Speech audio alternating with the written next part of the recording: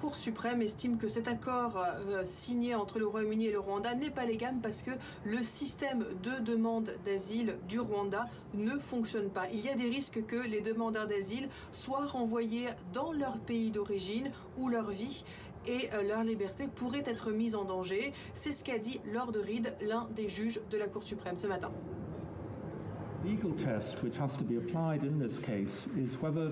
Le critère juridique à appliquer dans ce cas est de savoir s'il existe de sérieuses raisons de croire que les demandeurs d'asile envoyés au Rwanda courent un risque réel d'être expulsés. Compte tenu des preuves que j'ai énumérées, la Cour d'appel a conclu qu'il existait de tels fondements. Nous sommes unanimement convaincus qu'elle était en droit d'arriver à cette conclusion.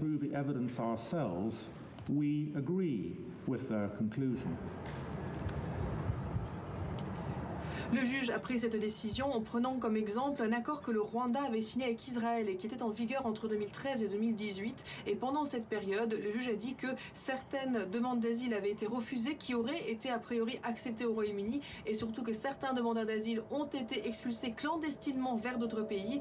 Donc finalement que le Rwanda ne satisfaisait pas aux exigences des traités internationaux et de la loi britannique. Et Marie, ce soir, Londres et Kigali persistent et signent. Ils n'abandonnent pas leur projet. Effectivement, c'est ce qu'a confirmé notamment le nouveau ministre de l'Intérieur, James Cleverly. Il a fait cette déclaration au Parlement.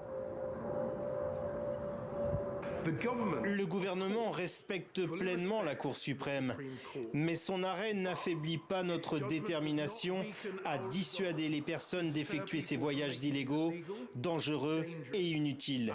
Il s'agit d'un long jugement que nous devons maintenant digérer et sur lequel nous devons réfléchir.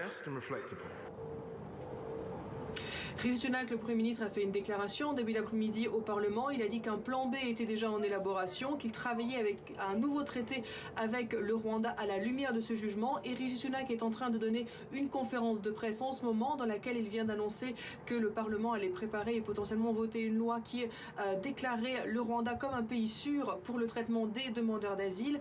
Mais si tout cela ne marche pas, a dit Rishi Sunak en début d'après-midi, il est prêt à remettre à plat l'arsenal législatif britannique, c'est-à-dire au moins de ne peut-être pas respecter à la lettre certains des traités internationaux.